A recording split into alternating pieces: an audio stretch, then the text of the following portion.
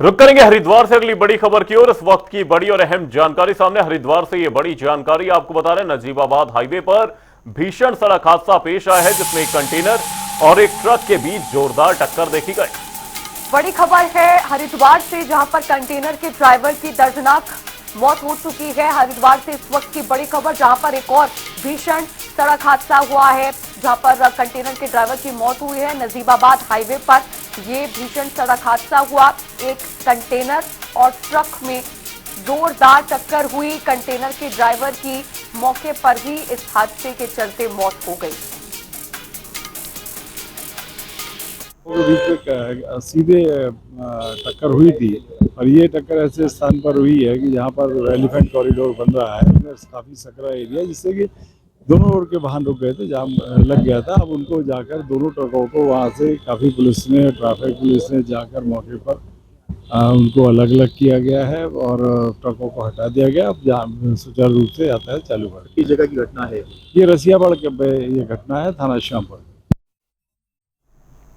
और इसी खबर पर तमाम जानकारी के साथ हमारे सहयोगी अरुण सैनी हमारे साथ जुड़े हुए हैं। अरुण, आपसे जानने की कोशिश करेंगे, आज उत्तराखंड की अगर बात करें तो 3 हादसे सामने आए, और साथ ही ये हादसों की अगर मैं बात करूं तो देहरादून, हरिद्वार और रुद्रप्रयाग से ये हादसे और अलग अलग तरह के हादसे। लेकिन ये जो लगातार हादसे सामने आ रहे हैं, इस पर प्रशासन पर एक सवाल जरूर उठ रहा है।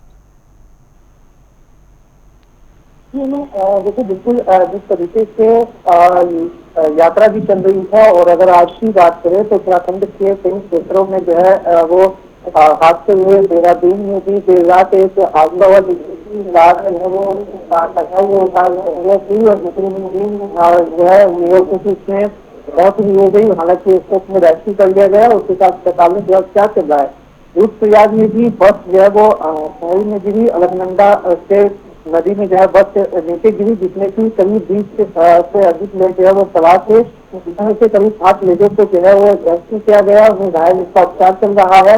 2 लोग इसमें की मौत हो चुकी है और कई लोग अभी भी इसमें लापता, 8 से 9 लोग अभी भी लापता जो है वो बताए जा रहे हैं, जिसका एनडीआरएफ तो आईटीबीपी की टीमें वहाँ पर लगी हुई है और लगातार रेस्क्यू ऑपरेशन जारी है। स्थानीय पुलिस, जिला प्रशासन सभी यहाँ पर मुस्तैद है और पल पल के अपडेट मुख्यमंत्री फखर सिंह दानी भी ले रहे हैं और रेस्क्यू ऑपरेशन जारी है।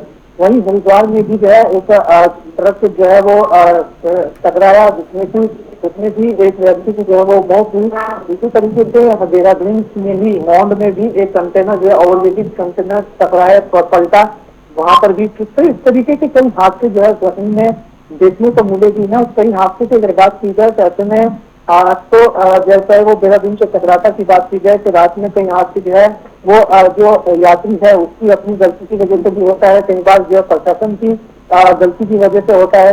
इस तरीके के हादसे होते हैं। लेकिन अगर यात्रा मार्ग की अगर बात की जाए तो रात के समय में अधिकतर जो है जो बसें चलती हैं उन बसों को चलाना काफी जो है वो मुश्किल भी होता है और काफी जो है उसमें जो संवेदनशील क्षेत्र में या संवेदनशील है वहाँ पर जोखिम भरा भी रहता है, और जोखिम से खाली जो है वो नहीं रहता।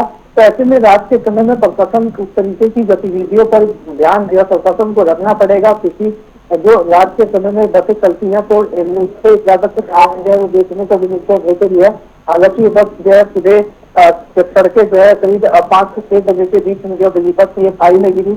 इस तरीके के तमाम हादसे हो रहे हैं। प्रशासन भी लगातार कार्य भी कर रहा है, अपने प्रशासन को भी अलर्ट मोड पर रहने की जरूरत है और इन्हें रात के समय में बसें न चले इसको लेकर के भी कोई तैयारी करनी होगी, क्योंकि रात के समय में ही ज्यादातर हादसे जो है वो होते हैं। अरुण, जो 2 हादसे हुए हैं देहरादून और रुद्रप्रयाग में, ये काफी मिलते जुलते हादसे हैं। दोनों ही हादसों में एक बस और दूसरी तरफ एक कार, वो दोनों खाई में जा गिरी हैं। इसके पीछे मूल कारण क्या बताया जा रहा है? अब तक क्या कुछ अभी तक पता चल पाया है इसको लेकर कि दोनों जो वाहन है वो कैसे, क्या वो अनियंत्रित होकर खाई में जा गिरे या फिर कोई और कारण था, किसी की लापरवाही थी या उस दौरान कोई लूप होल था जिसकी वजह से ऐसा हुआ? देखिए, रुद्रप्रयाग से आपको भी बताऊं कि इसको लेकर जांच भी होगी। जांच में तमाम चीजें निकलकर सामने आएगी कि किस कारण से जो है वो बस जो टेम्पो ट्रेवलर था वो जिसमें करीब 20 से लोग सवार थे और जो यात्रा कर रहे थे बद्रीनाथ वो जा रहे थे, इसमें क्या कुछ कारण बना या ड्राइवर की जो है नींद में हुआ या फिर टेम्पो जो ट्रेवलर था उसमें गाड़ी में कोई दिक्कत हुई या जो है गाड़ी फिसली है या क्या हुआ या ओवरटेक किसी ने किया, तो ये तमाम चीजें हैं जांच में तमाम चीजें पता चलेंगी। हालांकि अभी इसको लेकर कोई जो सामने चीज निकल कर नहीं आई थी, किस वजह से कारणों का अभी कोई पुष्टि शासन प्रशासन के द्वारा नहीं की गई कि किस वजह से हादसा हुआ। हालांकि अभी जो है जो टीमें हैं वो पूरी सभी टीमें जो है रेस्क्यू ऑपरेशन में जुटी हुई है। पहली प्राथमिकता ये है जो अभी भी लापता है उन्हें जल्द से जल्द खोज निकाला जाए, उनका भी रेस्क्यू किया जाए।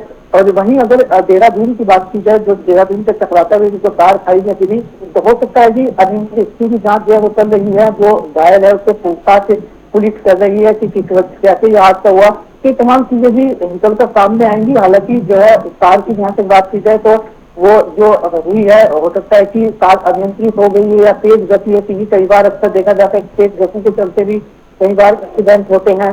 या पहाड़ी क्षेत्रों की अगर बात की जाए तो यहाँ पर जब बसें चलती है, कई बसें तो ओवरलोडेड होती हैं, उस वजह से भी आप देते हैं, लेकिन इसमें कोई ऐसी चीजें फिलहाल तक तो देखने को नहीं मिल रही है। और कई बार जो ड्राइवर है, जो चालक है, वो रात के समय जब ड्राइविंग करता है तो कई बार उसकी नींद आ जाती है और झपकी लग जाती है, तो उस वजह से भी हादसा जो है वो हो जाता है।